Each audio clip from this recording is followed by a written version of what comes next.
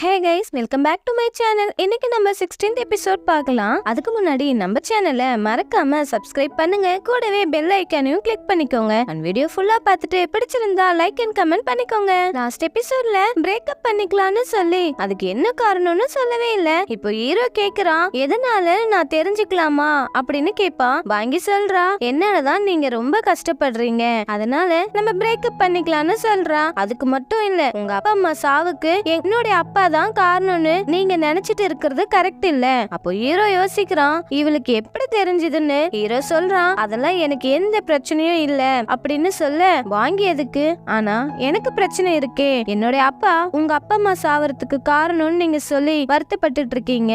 அப்படி இருக்கும்போது நான் எப்படி உங்க கூட ஒன்னா இருக்க முடியும் அப்படின்னு சொல்ல, அதுக்கு ஹீரோ, இல்ல உன்னை விட்டு என்னால பிரிஞ்சிருக்க முடியாது பாங்கி, சொன்னா புரிஞ்சுக்கோ, உன்னை நான் தனியா விட மாட்டேன்னு சொல்றான். ஆனா இவளும், நீ என்ன தடுக்க முயற்சி பண்ணாலும் நான் போயிடுவேன்னு சொல்லிட்டு போயிடுறா. இப்போ ஹீரோ சோகமா நிக்க, நம்ம பாங்கி எங்க போறதுன்னு யோசிச்சுட்டு அழுதுட்டு நிக்கிறா. ஹீரோவும் ஃபீலிங்ஸோட வீட்டுக்கு வந்து அவ ரூம் எல்லாம் போயிட்டு பார்த்துட்டு ஃபீல் பண்றான். இந்த பக்கம் பாங்கி இந்த சிலுக்கு வீட்டுக்கு வந்து கேக்குறா, இன்னைக்கு உங்க வீட்டுல தங்கிக்கலாமான்னு கேப்பா. இந்த சிலுக்கும் டோரை சாத்த பார்க்க காலை வச்சு லாக் பண்ணிட்டு உள்ள ஓடி வந்துடுறா. நீ எதுக்கு இங்க வந்த, உனக்கு பிடிச்சவங்களோட வீட்டுல நீ தங்க வேண்டியது தானே, என்னதான் உனக்கு பிடிக்காதேன்னு இந்த சிலுக்கு சொல்லுவா. அப்புறம் பாங்கி ஃபீலிங்ஸா சொல்றா, நான் உண்மையாவே செத்துடலாம் தான் நினைச்சேன், ஆனா உன்னை பார்த்ததுக்கு அப்புறம் திரும்பவும் வாழணும்னு தோணுது. நீ எல்லாம் உயிரோட இருக்கும்போது நான் ஏன் சாகணும் அப்படின்னு அவ வீட்லயே நின்னுட்டு அவளையே கலாய்ப்பா. சிலுக்கும் கோவமா, ஏய் நீ என்ன என் வீட்டுல நின்னுட்டு என்னையே கலாய்க்கிற, நீ பண்றது ரொம்ப முட்டாள்தனமா இருக்கு, என்னமோ பண்ணிக்கோ அப்படின்னு சொல்லிட்டு போயிடுறா. நம்ம பாங்கி ஹீரோ கூட இருந்த ரொமான்ஸ் எல்லாம் நினைச்சு பார்த்துட்டு அழுதுட்டே இருக்க. இந்த பக்கம் ஹீரோவும் ஃபீலிங்ஸா லோன்லியா சுத்திட்டு இருக்கான். அப்புறம் நெக்ஸ்ட் டே மார்னிங் நம்ம பாங்கிக்கு ஃபீவரா இருக்குன்னு சொல்லி செக் பண்ணி பாக்குறா. சோ நம்ம சிலுக்கும், இதுக்கா நீ இவ்வளவு சீன் போடுற, உனக்கு நார்மல் டெம்பரேச்சர் தான், கொஞ்சம் டயர்டா இருப்ப, ரெஸ்ட் எடுத்துக்கோ அப்படின்னு சொல்லுவா.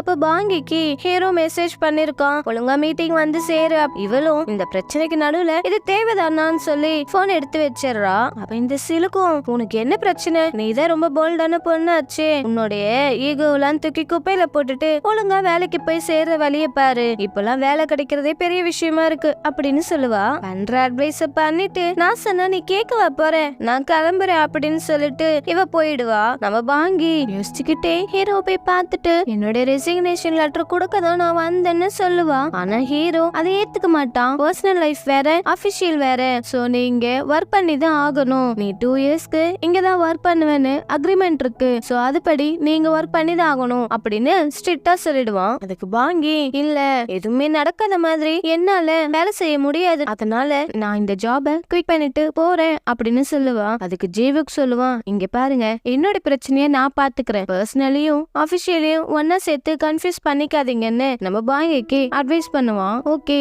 நீங்க வேணா வெக்கேஷன் லீவ் எடுத்துக்கோங்க அப்படின்னு சொல்லி அவளுக்கு இப்போதைக்கு பிரேக் கொடுப்பான். நம்ம பாங்கியும் அதை அக்செப்ட் பண்ணிட்டு போவா. கட் பண்ணா நம்ம ஜீவு டிஸ்ட்ரிக்ட் அத்தானியே பார்க்க வந்திருக்கான். நான் எதுக்கு பார்க்க வந்தேன்னா, என்னோட அப்பா அம்மா ஃபயர் ஆக்சிடென்ட் கேஸ்ல நீங்க தான் ப்ராசிக்யூட்டரா இருந்தீங்க, சோ என்னோட அப்பா அம்மா நிஜமாவே கொலை செய்யப்பட்டாங்களான்னு கேட்பான். அதுக்கு அவனும், ஆமா அது ஒரு ரிவெஞ்ச் மர்டரா தான் இருக்கணும் அப்படின்னு சொல்ல, அவரு தான் கொலை பண்ணாருன்னு நீங்க எப்படி சொல்றீங்க, ஏதாவது எவிடன்ஸ் இருக்கான்னு ஜீவு கேட்க, அது நீதான் அன்னைக்கு அந்த கல்பிரேட்ட நீதான் என்கிட்ட காட்டுனேன்னு நம்ம டிஸ்ட்ரிக்ட் அத்தானே சொல்லுவான். இப்ப ஹீரோக்கு ரொம்பவே குழப்பமா இருக்கு, நான் அப்படி சொன்னான்னு எனக்கு ஞாபகமே இல்லையே அப்படின்னு நம்ம ஹீரோ மனசுக்குள்ள புலம்பிக்கிட்டே நடந்து வரான். அப்போ சின்ன வயசுல நடந்ததெல்லாம் யோசிச்சு பார்த்துட்டே வரான். கட் பண்ணா நம்ம பாங்கி ஃபீவரோடையே ஹீரோ கூட இருந்த மெமரிஸ் எல்லாம் அவ போன்ல பாத்துட்டு இருக்கா. அப்படியே கட் பண்ணா மீட்டிங் ரூம்ல எப்பவும் போல நம்ம பாஸ் மீட்டிங்க நடத்த விடாம, நீங்க 2 பேரும் சண்டை போட்டுட்டீங்களா, அவளுக்கு ஏன் நீ வெக்கேஷன் லீவ் கொடுத்த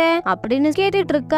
இவங்க எல்லாரும் விளையாச்சிட்டு இருப்பாங்க. அதுக்கு நம்ம ஹீரோவும், நீங்களும் வேணா வெக்கேஷன் லீவ் எடுத்துட்டு போயிடுங்க அப்படின்னு சொல்லுவான். ஓகே ஓகே நான் இதுக்கப்புறம் ஒண்ணும் பேசல, எனக்கு போறதுக்கும் விருப்பம் இல்லன்னு நம்ம பாஸ் கொஞ்சம் அடங்கிடுவாரு. ஆனா கொஞ்ச நேரம் கூட நம்ம பாஸால அமைதியா இருக்க முடியல. நான் கேட்டதுக்கு நீ இன்னும் ஆன்சர் பண்ணவே இல்லையேன்னு இவங்க எல்லாம் சீரியஸா பேசிட்டு இருக்கும் போது அவன் நடுவுல வந்து கேட்டுட்டு, நான் உன்னை சரியா வளர்க்கல போல அப்படின்ட்டு கிளம்பி போயிடுறா. நம்ம பேங்க் இந்த வாட்டி கண்டிப்பா வெக்கேஷன் லீவ் அவர் எடுத்துப்பாரு, நம்ம நினைச்சது கண்டிப்பா நடக்கும் அப்படின்னு சொல்லிட்டு அவனும் கிளம்பி வெளியே போயிடுறான். கேட்டா நம்ம பாங்கி ரொம்ப ஃபீவர்ல படுத்துட்டு இருக்க இந்த சிலுக்கு வந்து, ஹேய் எழுந்துரு, என்ன நீ நாள் முழுக்க படுத்துட்டே இருப்பியா? இவ்வளவு சோம்பேறித்தனமா இருக்கிற? இப்படி எல்லாம் இருந்தனா உன்னை வீட்டை விட்டு வெளியே அனுப்பிடுவேன். உனக்கு என்னாச்சு? எழுந்துரு. ஆனா நம்ம ஹீரோயினி எழுந்துக்கவே மாட்டா. ஹேய் பாங்கி எழுந்துருடி. அதுக்கப்புறம் ஹாஸ்பிட்டல்ல அட்மிட் பண்ணிட்டு நம்ம ஹீரோக்கும் போன் பண்ணி சொல்லிடுவா.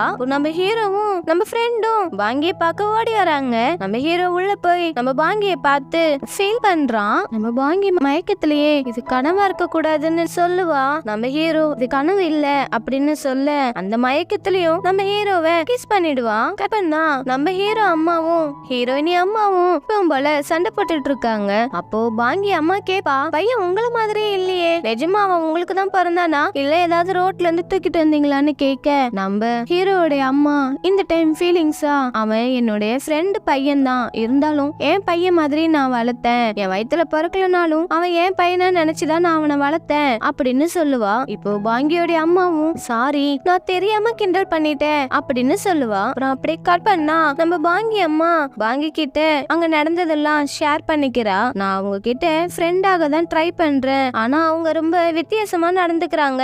ஆனா நீ ஃபீல் பண்ணத பாங்கி, அவங்கள நான் பாத்துக்கிறேன், நீ ஜீவுக்கு மட்டும் பாத்துக்கோ அப்படின்னு சொல்ல நம்ம பாங்கி ஐயோ நம்ம அம்மாக்கு நான் பிரேக்கப் பண்ணது தெரியலையே அவ மனசுக்குள்ள நினைச்சிட்டு இருக்க.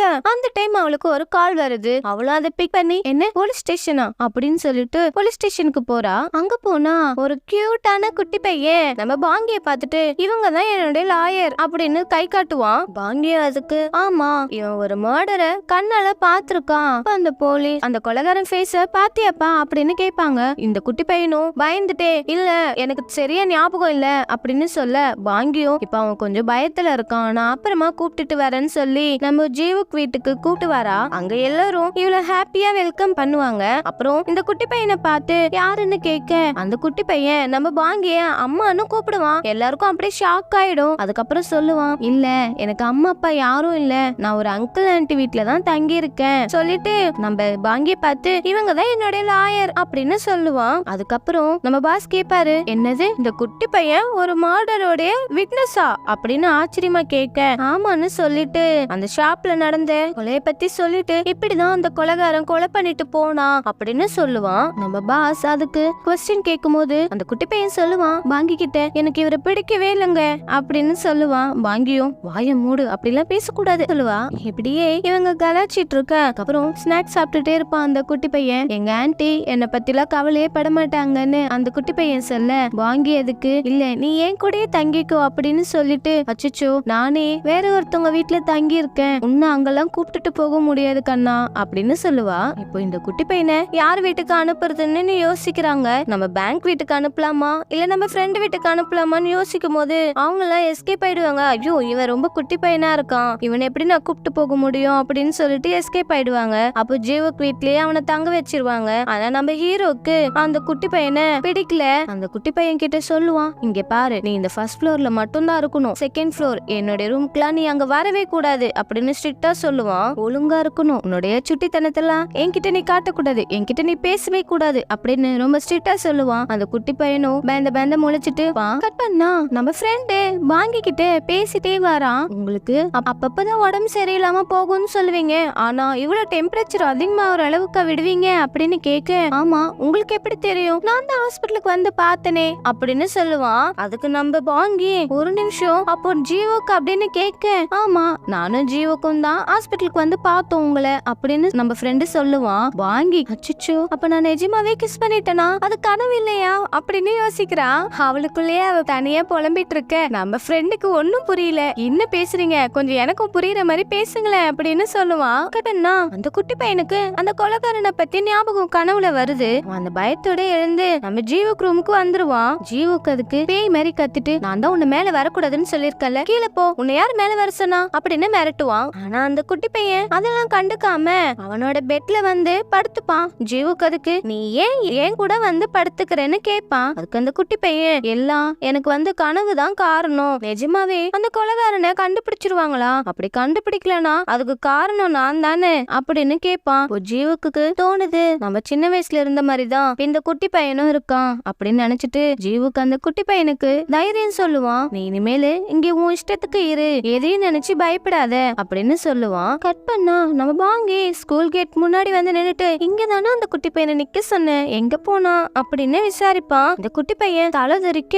ஓடிட்டு இருக்கான். அங்க ஒருத்தர் என்னாச்சு, உன்னை யாராவது துரத்திட்டு வராங்களா கேட்டு அவனுக்கு அந்த பேக் எடுத்து கொடுப்பான். அப்ப பாங்கியும் அங்க வந்து ஏய் உன்னை நான் அங்கதானே நிக்க சொன்னேன், நீ என்ன இங்க பண்ற, என்னாச்சு உனக்கு, ஏதாவது அடிபட்டுடுச்சான்னு கேட்க அவர்கிட்ட நான் இப்பதான் டிடெக்டிவ் கிட்ட பேசினேன். உடனே அவன் சொல்லுவான் அவர் ரொம்ப அவசரப்படுத்துவாரு, நீங்க அதெல்லாம் நினைச்சு ஃபீல் பண்ணாதீங்க. டே குட்டி பையா நீ ரொம்ப கவலையா இருக்கியா அப்படின்னு கேட்க இல்ல நான் உண்மையெல்லாம் சொல்லிட்டேன், எனக்கு உண்மையாலுமே எதுவுமே தெரியாதுன்னு அந்த குட்டி பையன் சொல்லுவான். இப்போ பாங்கி அந்த குட்டி பையனை ஹீரோ கிட்ட விட்டு போவான். இவனும் கார்ல பிக்கப் பண்ணி கூட்டிட்டு போவான். அப்ப அந்த குட்டி பையன் கேட்பான் ஹீரோ கிட்ட எனக்கு ஒரு டவுட் இருக்கு, நீங்க 2 பேரும் லவ் பண்றீங்களான்னு கேட்டுட்டு பயங்கரமா சிரிப்பான். நம்ம ஜீவ் ஏய் சிரிக்காதன்னு சொல்றல, எதுக்குடா இப்படி சிரிக்கிற அப்படின்னு அவனை திட்டிட்டே வருவான். அப்புறம் நைட்டு ரொம்ப பதட்டமா அந்த குட்டி பையன் எழுந்துப்பான். ஹீரோ ஏண்டா மறுபடியும் ஏதாவது கனவு கண்டியான்னு கேட்க எனக்கு ரொம்ப பயமா இருக்கு, ஒருவேளை அந்த கொலகாரன் என்னை வந்து கொன்னுடுவானோன்னு எனக்கு பயமா இருக்குன்னு சொல்லுவான். அப்ப ஹீரோ நீ ஒன்னும் பயப்படாத,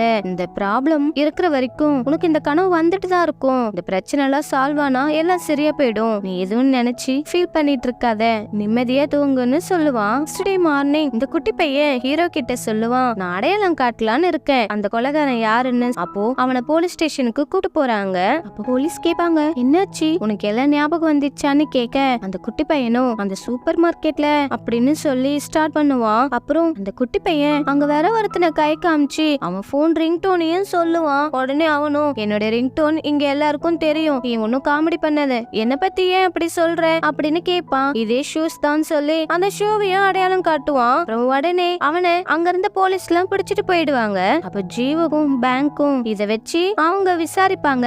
நீ ஒன்னும் கவலைப்படாதன்னு நம்ம குட்டி பையன் கிட்ட சொல்லுவாங்க. அப்போ ஜீவு அவனோட சின்ன வயசு ஞாபகத்தை நினைச்சு பார்த்துட்டு 2 விதமா எனக்கு மெமரிஸ் வருது, இதுல எது உண்மைன்னு தெரியலையேன்னு அவனுக்குள்ளே நினைச்சு புலம்பிட்டு இருப்பான். அப்புறம் பேங்க் கிட்ட எனக்கு ஒரு இம்பார்ட்டன்ட் ஒர்க் இருக்கு, நான் அதை முடிச்சிட்டு வரேன், நீங்க இவனை பாத்துக்கோங்கன்னு சொல்லிட்டு போறான். கட் பண்ணா நம்ம பாங்கி இந்த சைக்கிளை பார்க்க வந்திருக்கா. அப்போ மிஸ்டர் பேங்க் போன் பண்ணி கேக்குறாரு. அதுக்கு பாங்கி சொல்வா ஆமா அவர் இன்னும் அப்படியே தான் இருக்காரு, ஒரு இம்ப்ரூவ்மெண்ட்டும் இல்லன்னு டாக்டர் சொல்றாங்கன்னு சொல்லிட்டே இருக்கும்போது சடனா அவன் எழுந்து நம்ம பாங்கி பின்னாடி வில்லத்தனமா மறைச்சிட்டு நிக்கிறான். அப்ப நம்ம பாங்கிக்கு என்ன பண்றதுன்னே தெரியாம திருன்னு முழிச்சிட்டு நிக்க மறுபடியும் நம்ம சைகோவோட ஆட்டம் ஆரம்பிக்க போதா என்னன்னு நம்ம நெக்ஸ்ட் எபிசோட்ல மீட் பண்ணலாம். தேங்க்யூ ஃப்ரெண்ட்ஸ், பாய்.